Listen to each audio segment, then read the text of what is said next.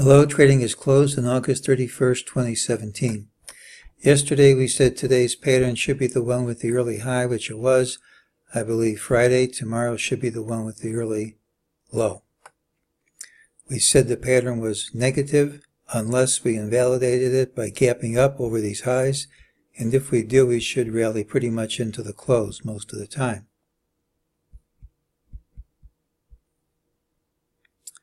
MEJT gave a few signals when we were dropping here. It gave this target. Here it gave a sell, not tradable, but it printed.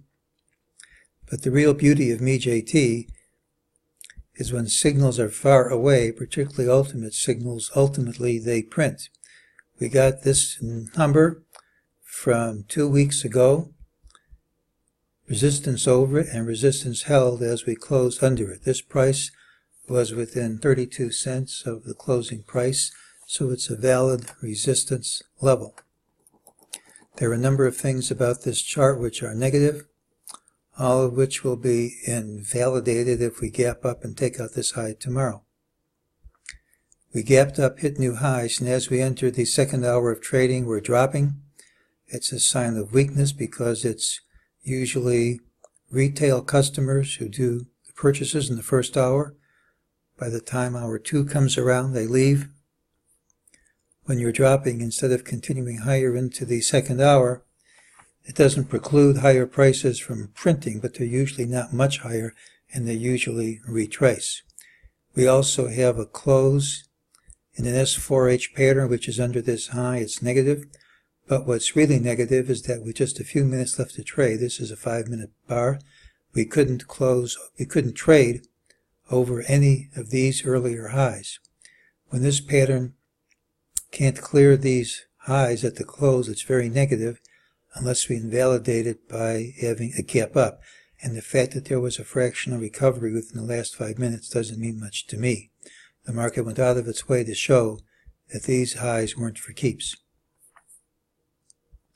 Ultimately, this number should print. Let's look at a few things here. While the percentage of New York Stock Exchange stocks over their 200-a-day moving average is hitting monthly, multi-month lows, the NASDAQ is hitting a new all-time closing high. That's divergence in spades. Here's the NASDAQ McClellan oscillator. We haven't reversed yet, but a reversal from the upper Bollinger Band gives a sell signal. So if we reverse tomorrow, there's a big sell. As the market nears all-time highs, the percentage of stocks in favorable patterns hasn't even been able to clear the May low. That's lack of breadth.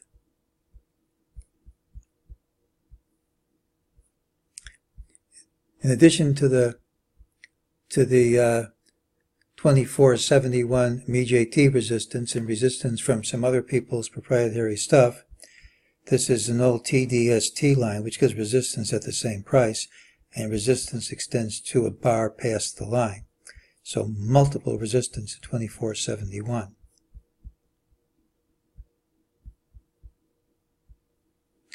We have to give up on this count because he went over this high, but as long as the only thing I revise is the last leg, I continue to believe the basic idea is correct.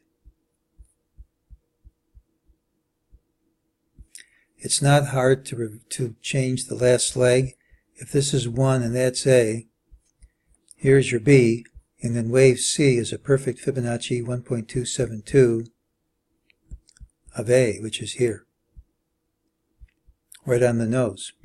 So if we do stop here, it's at least a plausible Fibonacci target, in addition to the 2471 targets you've gotten from the other things. The non-farm payroll comes out tomorrow. It's kind of a wild card.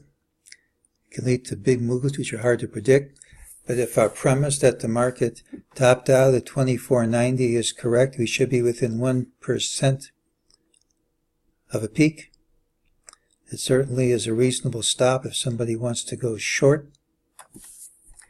If we gap up and take out this high early, we're going to come pretty close to invalidating the scenario that 2490 plus is the high of this leg.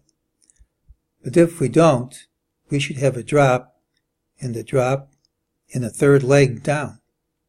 So tomorrow's open is going to be critical. If we don't gap up here, we should be in wave 3 down. We'll have to see where we open to be sure, and that's today's call.